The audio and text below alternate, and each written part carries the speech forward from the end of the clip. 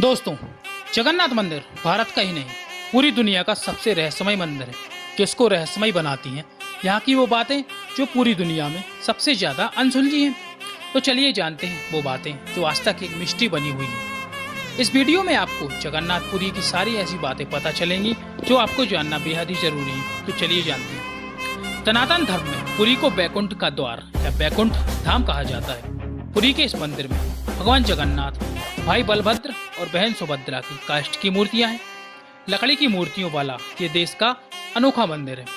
जगन्नाथपुरी मंदिर का पूरा एरिया जो करीब 4 लाख वर्ग फीट एरिया में बना हुआ है, तो इसका स्ट्रक्चरल डिजाइन इस मंदिर को और भी खास बनाता है। मंदिर से जुड़ी सबसे पहली मान्यता ये है कि भगवान कृष्ण ने जब अपना देह त्याग किया था और उनका अंतिम संस्कार हुआ था, तो शरीर के हर एक हिस्से को जलाया गया था, बस एक हिस्से को छोड़कर।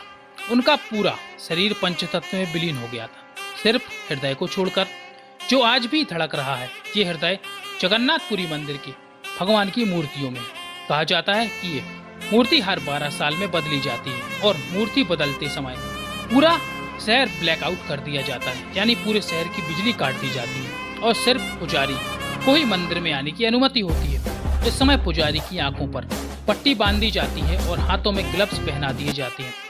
जब मूर्तियां बदलने की प्रक्रिया होती है तो मूर्ति तो बदल जाती है, पर एक चीज जो एक मूर्ति से दूसरी मूर्ति में बदल जाती है वो है ब्रह्म पदार्थ। कहा जाता है कि ये ब्रह्म पदार्थ आज तक किसी ने नहीं देखा, और अगर ऐसा भी माना जाता है कि किसी ने उसे देख लिया तो उसकी तुरंत ही मौत हो जाएगी। पुजारियों का भी कहना है कि ये ब्रह्म पदार्थ ऐसा लगता है कि मानो जैसे कुछ हाथों में उछल रहा हो, पर ये क्या है किसी को आज तक नहीं पता चला। कुछ लोग इसे श्री कृष्ण का हृदय ही कहते हैं। पुरी में स्थित मूर्तियां अधूरी में बनी हुई हैं।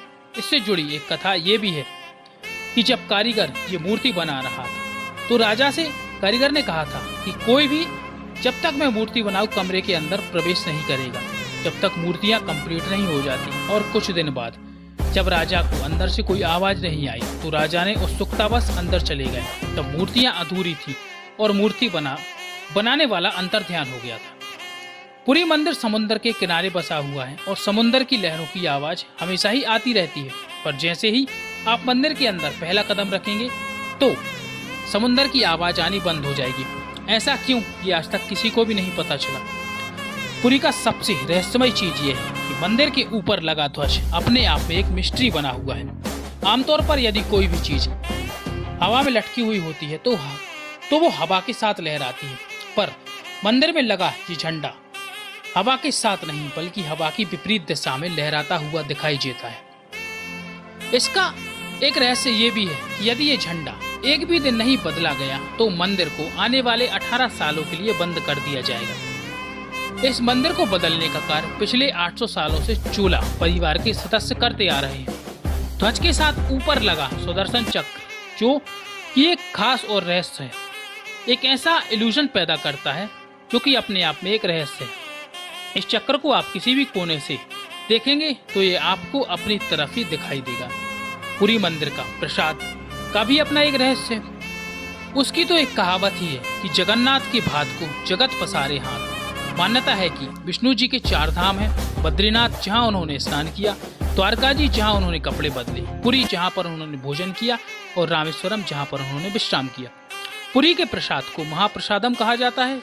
ये प्रसाद कभी भी भक्तों को ना ही कम पड़ता है और ना ही ज्यादा। जितने भक्त आते हैं उतना ही प्रसाद उनको मिलता है। ये महाप्रसाद बनाने की पुरी की रसोई दुनिया की सबसे बड़ी रसोई भी मानी जाती है। ये महाप्रसादम 7 बर्तनों को एक के ऊपर एक रखकर चूल्हे पर बनाया जाता है। आमतौर पर जब हम कुछ पकाते हैं तो पहला बर्तन सबसे पहले पकता है, पर यहाँ पर उल्टा है। यहाँ पर सबसे ऊपर वाला बर्तन यानी 7वां बर्तन सबसे पहले पकता है और उसके बाद एक एक करके उसके नीचे वाले बर्तन पकते हैं और प्रसाद पकता है। आमतौर पर हर एक बड़ी स्ट्रक्चर के ऊपर से पक्षी जरूर उड़ते हैं, पर यह मंदिर ऐसा है कि यहाँ कोई भी पक्षी कभी भी मंदिर के ऊपर नहीं उड़ता। ये भी अपने आप में एक रहस्य है। जगन्नाथ यानी जगत के नाथ। अब बात करते हैं एक मुख्य उत्सव जो कि पूरी दुनिया में फेमस है, भगवान की यात्रा यानी रथ यात्रा, जो कि एक हमारे देश का विशेष पर्व है। हर साल रथ यात्रा में लाखों लोग दर्शन करने आते हैं, रथ यात्रा का आनंद लेने आते हैं, रथ यात्रा को देखने आती हैं। ये यात्रा जिसमें भगवान स्वयं अपने भक्तों से मिलने मंदिर के बाहर आते हैं। रथ पर सवार तीनों भाई बहन, इनके रथ भी खास होते हैं जो कि नीम और हंसी के पेड़ों से बनाए जाते हैं, जिसे सोने की कुल्हाड़ी से काटा जाता है। रथ यात्रा की एक अनोखी प्रथा ये भी है कि यहाँ के राजा गजपति यहाँ पर सोने की झाड़ू से रथ यात्रा की शुरुआत करते हैं।